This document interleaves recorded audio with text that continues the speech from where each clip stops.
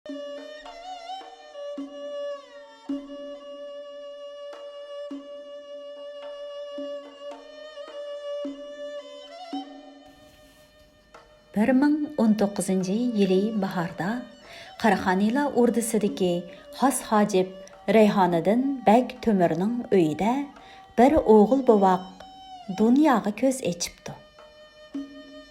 Ota-onasi uning evansiz chiroyini ko'rib, eng chiroyli payg'ambarning Yusuf degan ismini qo'yibdi. Yusuf 40 kunlik bo'lganda 40 to'yi o'tkazilib beribdi. Kun oydek nurliq bo'lsin deb yuzi yuyilibdi. Qalam tutsang adolat yo'li echilsin. Qilich tutsang dushmaningning beshi uzilsin deb ikki qo'liga suv quyilibdi. Rayhoniddin Xos Hojib o'g'lini erkilatib, Beg Yusuf deb chaqiradi ekan. Beg Yusufning oyog'i chiqib tamtilab manganda, hamisha degidek otasining yeniga kelib olib, uning qo'lidagi qumush qalamni talishadi ekan. Beg Yusuf 5,5 yoshga kirganda otasi xonliq madrasaga o'qishga opirib beribdi. Ustozi uni sinab, "Nima uchun o'qishni xalab qolding?" deb so'ragan ekan. Beg Yusuf, "Bilim elib kishilar oldida yerga qarab qolmas uchun" deb javob beribdi. 7 yoshga kirganda Beg Yusufning xatna to'yi o'tkazilibdi. To'yda cho'nglar o'g'loq tartishib, balalarga ot baygisi qilib bergan ekan. Beg Yusuf hammaning oldida o'zib chiqibdi. Har yili bahorda Ostonada katta Navro'z bayrami o'tkaziladi ekan. Beg Yusufning 9 yoshga kirgan yili Navro'zga atab yozgan she'ri hammaylarni hayron qoldiribdi. Beg Yusuf 10 yoshga kirgan yili Mansurxon bilan Yusuf Qodirxon o'ttirisida ishki nizo yuz beribdi. Xos Hojib Rayhoniddin va boshqa adolatparvar vazir Song'ullarning yordamida Yusuf Qodirxon g'alaba qozonib Ostonaga qaytganda, Beg Yusuf Qodirxonga choy tutib qarshi oldi.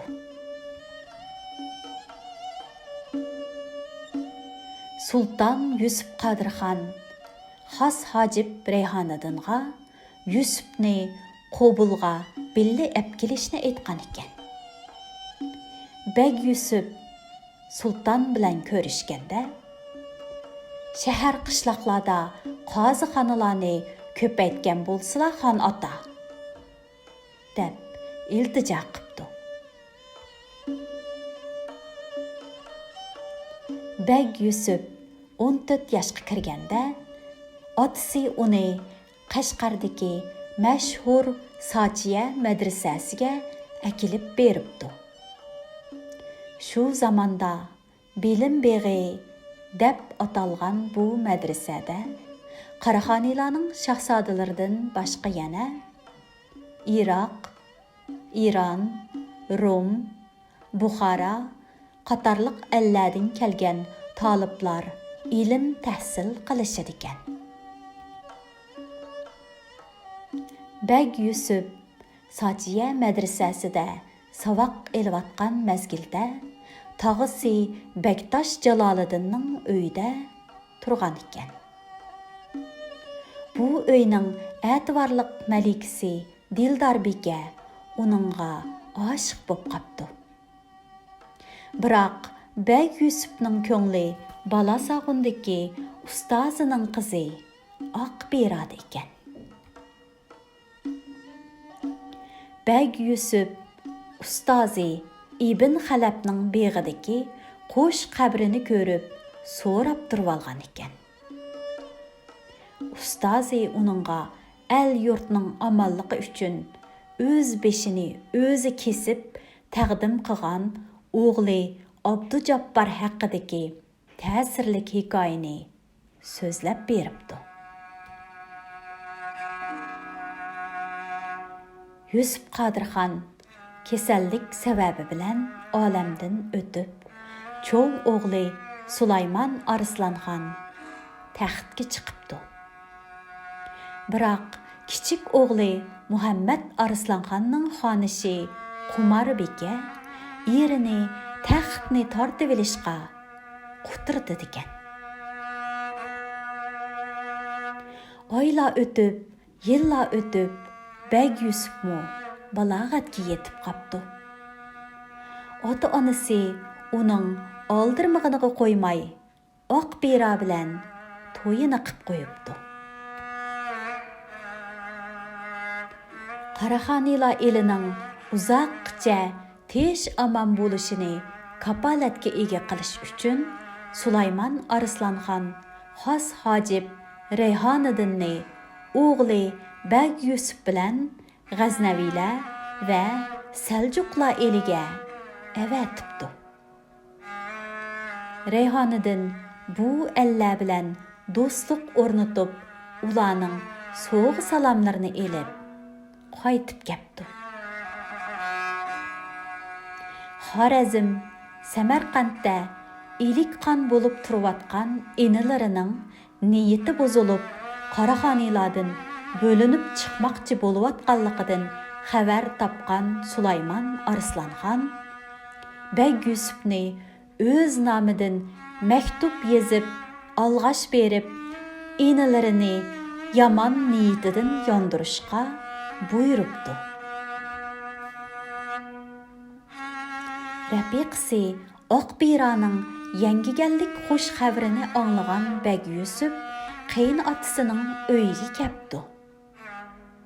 Ishik beshiga esilgan tulki terisini ko'rib, buvaqning qiz ekanligini bilibdi. 3 kundan keyin buvaqqa bu Aysha deb ism qo'yilibdi. Bəg Yusuf tunji farzand xo'shalligida yurganda, otasi xos hojib Rayhoniddin yoshurun yurak kesili bilan tuyuqsiz olamdan o'tibdi. Bu shum xabardan xabar topgan Sulaymon Arslanxon o'rda ahlini yig'ib, alohida motam bildiribdi. Marhum xos hojib Rayhoniddinning 40 nazirsi berilib bo'lganda, Sulaymon Arslanxon Bəg Yusufni o'rdaga chaqirtib, xos hojiblikqa taklif qildi. Bəg Yusuf: "Men texi sinoqdan o'tmagan tursam" degan ekan Sulaymon Arslanxon. "Siz menga vakolatan ilik xonga yozgan maktubingiz bilan sinoqdan allaqachon o'tib bo'lgan" debdi. O'rda kengashida xonadonlikqa bo'yintovlik qilgan Samarqand ilikxoniga jazo yurishi qilish tashabbus qilinganda, xos hojib Yusuf elchi bo'lib berib, orini tuzab, qon to'kilishning oldini oldi. Buningdan shodlangan Sulton Arslanxon uning martabasini ko'tarib, davlat tamg'asini tutqizibdi.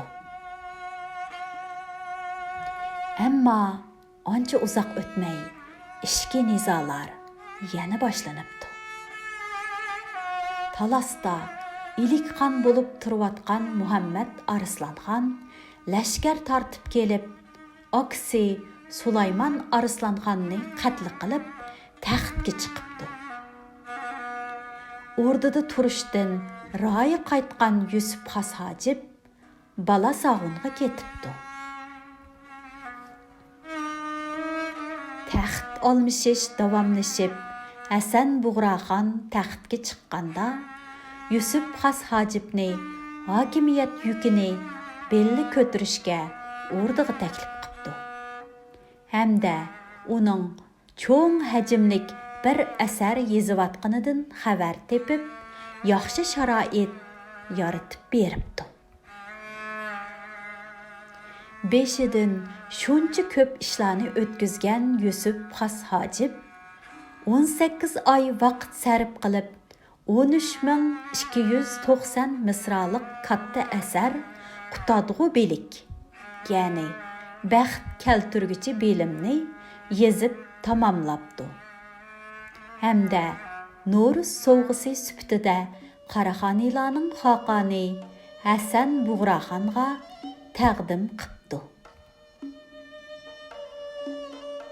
Hasan Buğraxon Qutadg'u belikni qayta o'qib, bu asarning o'z hayotida erishgan eng qimmatli sovg'atlardanmi buyuk ekanligini his qildi. Va No'ruzning 9-kuni Etkar maydonidagi katta sahnada Yusuf Xas Hojibni tortiqlabdi. Qutadg'u belik Qaraxoniylarning davlat boshqarish dasturi qilingandan boshqa mahir xattatlar tarafidan necha nusxa ko'chirilib, O'rda kutubxonasi, xonliq madrasa va Sochiya madrasalarida darslik qilinibdi. Mashriq va Mag'ribdagi nurg'un ellarmo o'z tillariga tarjima qilib, shuhrati jahonga tarabdi.